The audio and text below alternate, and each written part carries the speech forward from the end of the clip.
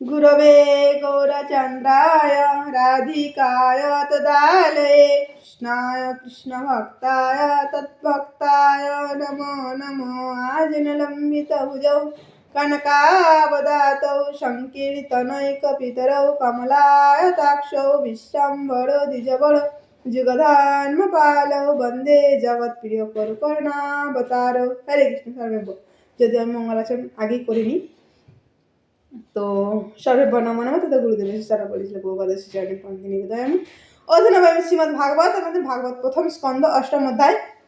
তো এর আগে শ্লোকে আমরা দেখলাম উত্তরা দেবী, তিনি ভগবান রথ নিয়ে রেডি, এবার রথে চেপে পড়েছেন, আর তখন উত্তরা দেবী ছুটি ছুটে আসেন। পাহি পাহি মহাযোগী দেব দেব জগৎপতে, হে মহাযোগী, হে দেবতাদের দেবতা, আমাকে রক্ষা করুন, আমাকে রক্ষা করুন, আমাকে রক্ষা করুন। নন্দন তদভয়ং পোষ্য যত্র মৃত্যু পরস্পরম, আমাকে রক্ষা করুন, আপনি ছাড়া কেউ রক্ষা করতে পারে না। তো তারপর শ্লোকে আমরা আসি, কি বলছেন। তো এই উত্তরা দেবী, তিনি ছিলেন বিরাট রাজের কন্যা। তো অর্জুন পঞ্চপাণ্ডব তারা অজ্ঞাতবাসের সময় সেই বাড়িতে 1 বৎসর অবস্থান করেছিলেন। তো অর্জুন ছিলেন তার গানের টিচার, গান শেখাতেন, বিভিন্ন রকম কলা কৌশল গান শেখাতেন, গান নাচ গান টিচার ছিলেন। তো তারপর যখন সেই বিরাট রাজ জানতে পারলেন যে এই অর্জুন, বিহন্নলা বলে নাম ছিল, তখন টিচার হয়েছিল, যে জানতে পারলেন যে ইনি বিহন্নলা না, এই অর্জুন, তখন তিনি তার মেয়েকে তার সঙ্গে বিবাহ দেওয়ার জন্য তিনি প্রস্তাব রাখলেন বিরাটরাজ। আর অর্জুন সেটা প্রত্যাখ্যান করলেন, না, যদি আপনি সম্মত হন তো আমার পুত্র রয়েছে, আমি পুত্রের সাথে এনার বিবাহ দিতে চাই, আমি পুত্রবধূ করতে চাই, আমার সঙ্গে না। তো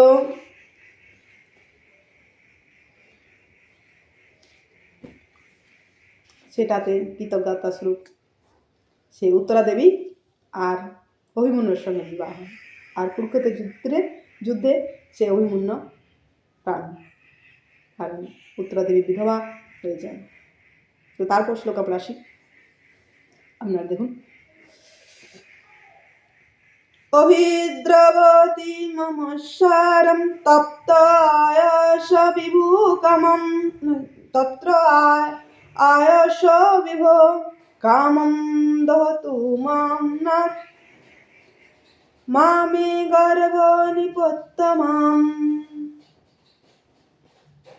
তো হে পরমেশ্বর, আপনি সর্বশক্তিমান, এটি জ্বলন্ত লোহান আমার প্রতি দ্রুত গতিতে ধাবিত হচ্ছে। হে নাথ, যদি আপনার ইচ্ছা হয় তাহলে এটি আমাকে দগ্ধ করুক, কিন্তু যেন আমার গর্ভস্থ সন্তানকে দগ্ধ না করে। হে পরমেশ্বর, আমাকে কৃপা করুন। অভিদ্রবতী মম ঈশ্বর তপ্ত আয়স বিভো, এই যে আমার জন্য আমি বলছি না, মানে বলতে পারে যে আরে তুমি তো বিধবা, তোমার তো স্বামী নেই, মানে তাহলে তোমার বেঁচে থাকার কি দরকার। তখন বলছেন যে আমার জন্য আমি বলছি না, কামম দুহিতমম নাথ মে গর্ভ নিপত্তম, আমার গর্ভে সন্তান রয়েছে, আমার গর্ভের সন্তানটাকে আপনি রক্ষা করুন, রক্ষা করুন। আমার দিকে জ্বলন্ত অগ্নিপিণ্ড ধায়ে আসছে, রক্ষা করুন। তো উত্তরা দেবী তিনি বলছেন, তো একটা বিরাট শিক্ষা ভাগবতমে, সন্তানকে কিভাবে সুরক্ষা দিতে হয়, সন্তানকে সুরক্ষা রাখতে হয়, তাই না? ভাগবতমের শিক্ষা সমাজ শিখছে কি, বৈজ্ঞানিক, ডাক্তার, মা শিখে গেছে যে বাচ্চাকে নিজে মারবো, সন্তানকে জন্ম দেবো আর মারবো, পেটের মধ্যেই মারবো, তাকে আর আলো দেখাবো না, ভূমিষ্ঠ হতে দেব না। আর ডাক্তাররাও তারা প্রচুর পরিমাণে উৎসাহ দেন, অসুর সম্পন্ন ডাক্তার প্রচুর পরিমাণে পাপের পাহাড় সৃষ্টি করছে, প্রচুর। একটা সন্তান তার গর্ভস্থে থেকে তাকে যদি মারা হয়, কি রকম মায়েরও কত কষ্ট, উপলব্ধি আছেন? কত কষ্ট হয় একটা সন্তান যদি সেই গর্ভ থেকে যখন সেই সন্তান নষ্ট হয়ে যখন ইয়ে হয়, তখন কত কষ্ট হয়, মায়েরও কষ্ট হয়। সেটা জানা সত্ত্বেও সে গর্ভের সন্তানকে মারবে, যেটা করতে দেবতারা ভয় পায়। তো এবার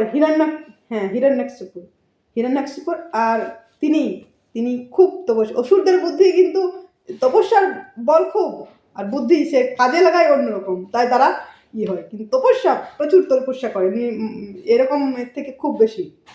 এক পায়ে দাঁড়িয়ে তিনি ওম ব্রহ্মায় নমঃ, ওম ব্রহ্মায় নমঃ, হিরণ্যাকশিপু আর সমস্ত দেবতারা মিলে প্ল্যান করছেন। আর এই হিরণ্যাকশিপু তিনি এত তপস্যা করছে, তো এনার তপস্যা ভঙ্গ করা। তো নারদ মুনিকে পাঠালেন যে যান আপনি। তো নারদ মুনি একটি ছোট্ট পাখি নিয়ে তিনি সেই অসুরের কাছে গেলেন, সেই যেখানে তিনি বলছেন ওম ব্রহ্মা, এক পায়ে দাঁড়িয়ে